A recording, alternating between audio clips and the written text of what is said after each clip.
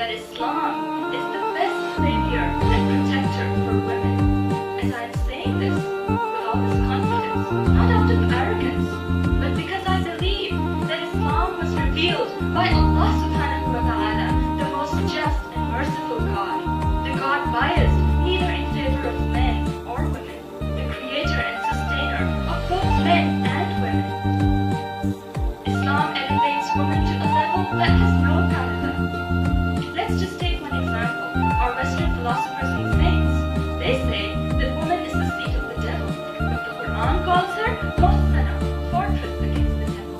They say that she is the one responsible for our downfall from paradise. But the Prophet Muhammad said, paradise is under the feet of a woman. When the people who are righteous, who do good deeds, who are not evil, so let us do away with our cultural, traditional, whatever biases, shun every